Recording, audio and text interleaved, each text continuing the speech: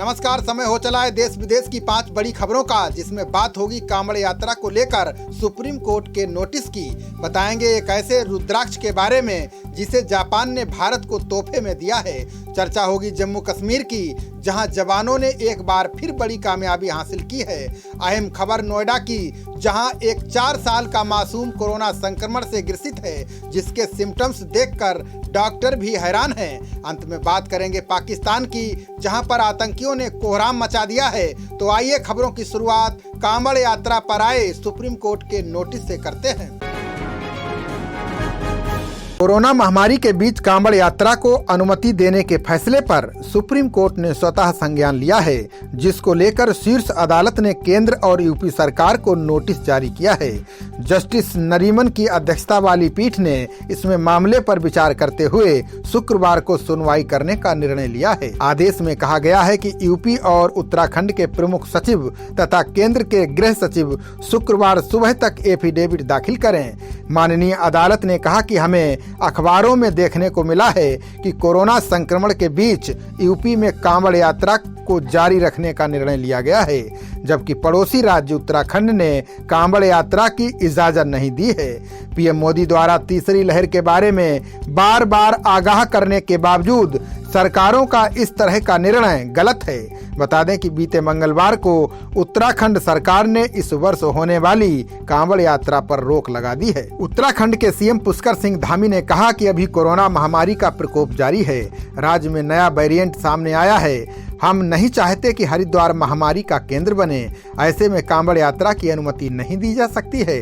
मालूम हो कि कांवड़ यात्रा 25 जुलाई से 6 अगस्त के बीच प्रस्तावित है।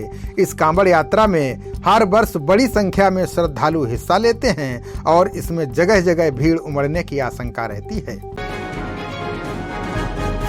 भारत और जापान की दोस्ती दुनिया भर में मिसाल के तौर पर देखी जाती है। इसी दोस्ती को आगे बढ़ाते हुए जापान ने दुनिया भर में मशहूर काशी को नायाब तोहफा दिया है। ये तोहफा कुछ और नहीं बल्कि अंतर्राष्ट्रीय सहयोग सम्मेलन केंद्र रुद्राक्ष है। बता दें कि प्रधानमंत्री मोदी 15 जुलाई को अपने संसदीय क्षेत्र वाराणसी के दौरे पर आ रहे हैं, जहां पर पीएम मोदी कई परियोजनाओं का शिलान्यास करेंगे। इस दौरान प्रधानमंत्री रुद्राक्ष अंतर्राष्ट्रीय सहयोग सम्मेलन केंद्र का भी उद्घाटन करेंगे। इस दौरान समारोह में उनके साथ जापान के प्रतिनिधि भी हिस्सा लेंगे। कार्यक्रम में जापान के प्रधानमंत्री योशिहिडे सुगा के वीडियो कॉन्फ्रेंसिंग के जरिए जुड़ने की संभावना है। रुद्राक्ष को जापानी शैली में सजाया जा रहा है। कार्यक्रम के दौरान आपको रुद्राक्ष कन्वेंशन सेंटर में इंडो जापान कला और संस्कृति की झलक भी देखने को मिलेगी, जहां आप बड़े म्यूजिक कंसर्न, कॉन्फ्रेंस, नाटक और प्रदर्शनियों जैसे कार्यक्रम दुनिया के बेहतरीन उपकरणों और सुविधाओं के साथ कर सकेंगे। कन्वेंशन सेंटर की नींव 2015 में जापानी प्रधानमंत्री शिंजो आबे ने रखी थी, जब पीएम मोदी आबे को अपने संसदीय क्षेत्र वाराणसी लेकर आए थे। वाराणसी से सिगरा में करीब 3 एकड़ और 186 करोड़ की लागत से बने रुद्राक्ष में 120 गाड़ियों की पार्किंग का बेसमेंट है। ग्राउंड फ्लोर और प्रथम तल को लेकर हॉल होगा, जिसमें वियतनाम से मंगाई गई कुर्सियों पर 1200 लोग एक साथ बैठ सकते हैं। यहाँ 150 लोगों की क्षमता वाले 2 कॉन्फ्रेंस हॉल भी हैं, जो दुनिया के आधुनिकतम उपकरणों से सुसज्जित हैं। रुद्राक्ष को जापान इंटरनेशनल कोऑपरेशन एजेंसी ने फंडिंग किया है। इसका डिजाइन जापान की कंपनी ओरिएंटल कंसल्टेंट ग्लोबल ने किया है। रुद्राक्ष का निर्माण जापान की फुजिता कारपोरेशन नाम की कंपनी ने किया है। रुद्राक्ष में कैमरा समेत सुरक्षा के पुख्ता इंतजाम हैं। आग से सुरक्षा के उपकरणों पर भी विशेष ध्यान दिया गया है। देश के दुश्मनों की पनाहगार बने जम्मू कश्मीर में सेना का ऑपरेशन क्लीन जारी है। इसी बीच पुलवामा में सुरक्षा बलों को बड़ी कामयाबी मिली है। यहां जवानों ने मुठभेड़ के दौरान 3 देश के दुश्मनों को मार गिराया है। इनमें से एक की पहचान लश्कर के टॉप कमांडर एजाज उर्फ अबू हुरैरा के रूप में की गई है। बता दें कि सुरक्षा बलों को दक्षिण कश्मीर के पुलवामा में दहशतगर्दों के छिपे होने की खबर मिली, जिसके बाद सुरक्षा बलों ने तलाशी अभियान चलाया। इस दौरान आतंकियों ने जवानों पर फायरिंग शुरू कर दी। जवाबी कार्रवाई के दौरान सुरक्षा बलों ने 3 आतंकियों को मार गिराया।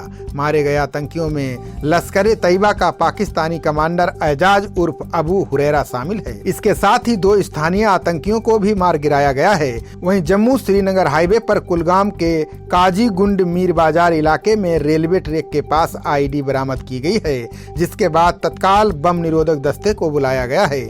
दस्ते ने आईईडी को कब्जे में लेकर उसे निष्क्रिय किया। इस दौरान आसपास के इलाकों में आवागमन रोक दिया गया। सुरक्षा बलों ने तलाशी अभियान भी चलाया, लेकिन आतंकियों का कोई सुराग हाथ नहीं लगा।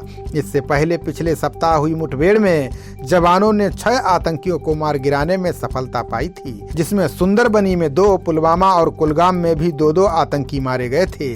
मुठभेड़ में नायब सूबेदार समेत 2 जवान भी शहीद हो गए, जबकि 1 जवान घायल हो गया था। नोएडा के चाइल्ड पीजीआई में एक 4 वर्षीय बच्चे को कोरोना संक्रमित होने के बाद भर्ती कराया गया है। बच्चे में लक्षण दिखने के बाद परिजनों ने जांच कराई तो रिपोर्ट पॉजिटिव आई। इसके बाद उसे सेक्टर 29 स्थित भारद्वाज अस्पताल में भर्ती कराया गया। बाद में हालत नाजुक होने पर उसे सेक्टर 30 स्थित चाइल्ड पीजीआई में रेफर कर दिया गया। करीब 1 माह के बाद कोरोना का बाल रोगी मिलने के बाद अस्पताल प्रशासन और स्वास्थ्य विभाग सतर्क हो गया है। संक्रमित बच्चे का सैंपल दोबारा जाँच के लिए भेजा गया है। इसके अलावा बच्चे के माता पिता और उसके संपर्क में आए लोगों को भी RT-PCR जांच कराई जा रही है। चाइल्ड पीजीआई की निदेशक डॉक्टर ज्योतिषना मदान ने बताया कि बच्चे की तात्कालिक स्थिति को देखते हुए उसे वार्ड में भर्ती करा दिया गया है। बच्चे को तेज बुखार के साथ खांसी जुकाम है, साथ ही उसके पेट में पानी भर गया है। राहत की बात यह है कि बच्चे का ऑक्सीजन लेवल नियंत्रण में है।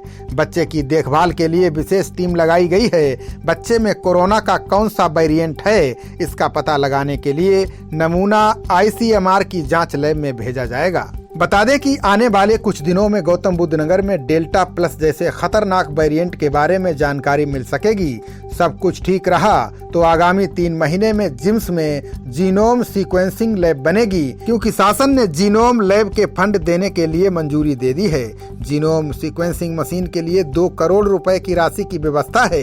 जिम्स में जीनोम पर रिसर्च करने के लिए वैज्ञानिकों की अच्छी टीम मौजूद है। रिसर्च लैब बनने के बाद अल्फा, डेल्टा प्लस जैसे वेरिएंट का पता लगाकर उसकी रोकथाम के लिए महत्वपूर्ण कदम उठाए जाएंगे।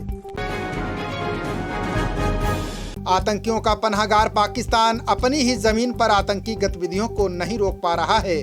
दूसरे के लिए बनाई गई गोली उसे अब खुद ही खानी पड़ रही है, जिसका उदाहरण आज पाकिस्तान के उत्तरी राज्य खैबर पख्तूनख्वा में देखने को मिला, जहां एक बस में जबरदस्त विस्फोट हुआ है। बता दें कि खैबर पख्तूनख्वा के ऊपरी कोहिस्तान जिले में दासू जल विद्युत संयंत्र के श्रमिकों को ले जा रही एक बस में विस्फोट हो गया, जिसमें 13 लोगों की जान चली गई है। मरने वालों में चीन के भी 9 इंजीनियर शामिल थे, जो चाइना पाकिस्तान इकोनॉमिक कॉरिडोर से जुड़े एक प्रोजेक्ट के लिए काम कर रहे थे। मीडिया रिपोर्ट्स के मुताबिक आतंकियों ने बस को निशाना बनाते हुए धमाका किया था। हालांकि अभी यह स्पष्ट नहीं हो सका है कि विस्फोटक रोड पर कहीं रखा था या फिर बस में ही बम प्लांट किया गया था। बम धमाके के बाद बस एक गहरे नाले में जा गिरी, जिसके चलते बड़े पैमाने पर नुकसान हुआ। फिलहाल राहत एवं बचाव कार्य जारी है। घायलों को एयर एम्बुलेंस के जरिए इलाज के लिए अस्पताल ले जाया जा रहा है। बम धमाके में बड़ी संख्या में लोग घायल भी हुए हैं। रिपोर्ट की माने तो बस में करीब 30 चीनी इंजीनियर सवार थे। ये लोग ऊपरी कोहिस्तान इलाके में स्थित दासू डैम पर जा रहे थे। ये Dasu dam China Pakistan economic corridor का हिस्सा है। चीन के 65 अरब डॉलर के बेल्ट एंड रोड प्रोजेक्ट के तहत ही चाइना पाकिस्तान इकोनॉमिक कॉरिडोर का निर्माण कर रहा है। खबरों का सिलसिला जारी रहेगा। देखते रहिए जनप्रवाद। नमस्कार।